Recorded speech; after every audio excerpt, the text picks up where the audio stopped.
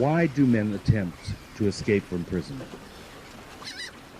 One strong argument is that it is genetically imprinted in all of us. During times of conflict, prisoners of war are always looking to be free from their captors. It is man's inherent need to be free.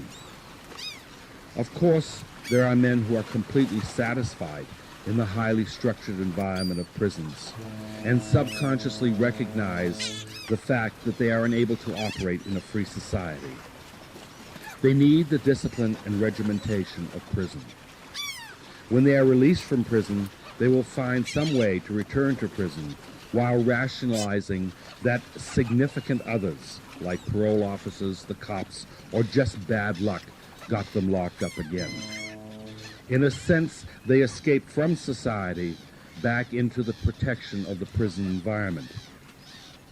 The men who try to break out are the kinds of men who, if they had the right breaks or possessed aptitudes to adjust in society, might never return.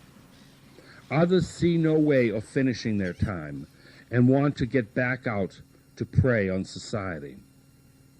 Alcatraz had the reputation of being the top maximum security prison in the country. It was supposed to be escape-proof. Some of the other states sent their escapees to Alcatraz, paying their board because their own state prisons could not hold these men. What was not very well known was the fact that 14 escape attempts were made from Alcatraz.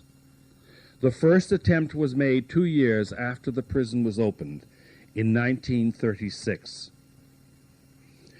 Joseph Bowers, a 40-year-old mental defective, who was serving 25 years for a $16.63 robbery of a combination grocery store and post office, tried to scale a fence.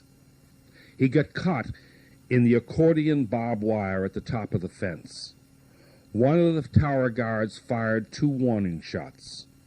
The guard claimed that his third shot was aimed at Bowers' legs, but the convict was hit in the side with a high-powered rifle and killed. 20 months later, on December 16, 1937, the second escape occurred. This escape was still talked about when I arrived on Alcatraz. One of the convicts still on the island claimed that his brother had received a postcard from Central America from one of the escapees. The 2 men involved were Theodore Cole, 25, and Ralph Rowe, 37. Their work assignment was in the mat factory. The building the mat factory was in abutted on the water. While I was there, it was used only as a storehouse, and convicts had limited access to the building. Cole was the clever one of the pair. After returning to the mat shop from their lunch in the cell house, the guard left them in the mat shop to examine the rest of the building. When the guard returned to the shop was empty, and one of the windows had its bars sawed through. I'm sure that the 2 men spent a long time sawing through those bars and filling the gaps left by the blade with soap and metal filings. Why had they chosen this Thursday afternoon in mid-December to get out? A heavy bank of fog moved quickly into the bay, which allowed them to finish removing the little bit of steel which held the bars in place, and they squeezed through the window. They found themselves still behind the fence, but a gate with a rusted lock presented them no serious problem. They took old, discarded truck tires and disappeared into the fog. In later years, the first appearance of the fog in the bay would cause all of the workers to be returned to the cell house.